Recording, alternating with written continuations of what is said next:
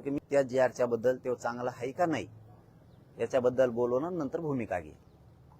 आज मी बोलवले होते त्याच विषयावर.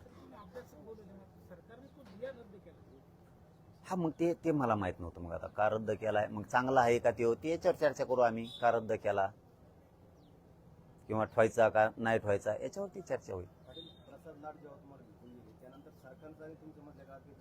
हो ना, बोलणं झालं. त्यांचा फोन आलता ना. मी म्हणलंच ना, हे बघा मी तुम्हाला काय खोटं बोललो यार जिंदगीत. तुमच्याशी मी प्रामाणिक आहे, माझ्या समाजाशी मी प्रामाणिक आहे, मी काहीच लपून ठेवत नाही. पण मला फोनवर नको रे बाबा. फोननी होणार काय?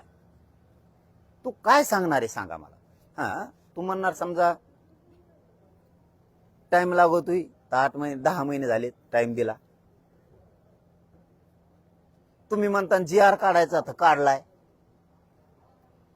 तुम्ही म्हणता प्रमाणपत्र द्यायला नोंद पाहिजे तर 58 लाख नोंदी निघाल्यात द्यायनात. तुम्ही म्हणता व्हॅलिडिटीला अर्ज दाखल करा देतो तो केलेले आहेत. बलिदान गेलेल्या कुटुंबाला नोकऱ्या आणि त्यांचा निधी मागतोय तर बलिदान गेलेले आहेत. तुमचं बोलायला काय जागा आहे?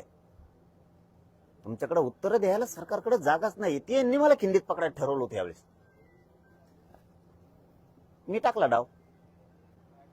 त्यांनी खिंडीत पकडलं होतं मला, किंवा मला बोलवीत नाही, मुख्यमंत्री टार्गेट केला जातो आणि आपल्या जातीचा मुख्यमंत्री नसून त्याने आरक्षण दिलं, ही भाषा त्यांची. अरे बाबा, आपल्या जातीचा मुख्यमंत्री नाही हा तरी त्याने आरक्षण दिलं, पण तो डोक्यात किडे पडलेत का? तुला दुसरं नाही का कळत?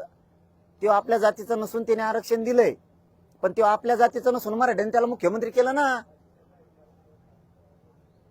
ते नाही का तुझ्या डोक्यात बाबा? आता प्रसाद लाड यांनी एक प्रतिक्रिया दिलेली आहे. त्यांचं म्हणणं असं आहे, मराठा समाजाला न्याय मिळवून देणारे अपेक्षित उत्तर मनोज दादांना मिळेल. मग हायला बसलेलो मी इथं. मी कुठं चाललोय?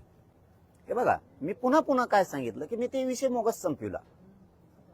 त्यांनी डाव टाकला होता भाऊ. आम्हाला बोलवत नाहीत, हे दिलंय ते दिलंय.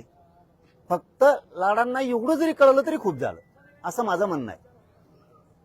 की याच्यात मनातले मनात म्हणले तरी बस. ते मनातले मनात जरी म्हणले तरी बस झालं आमच्यासाठी. की हे करतोय हे चुकीचं नाहीये, देणारा मात्र डाव टाकतोय. आपलाच माणूस चुकीचा आहे म्हणून हे बोलतेत. मनातले मनात म्हणले तरी बस.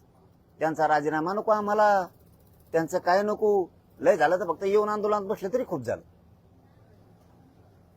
उद्या येणार असं म्हणता येते राधाकृष्ण विखे पाटील आणि प्रसाद लाड.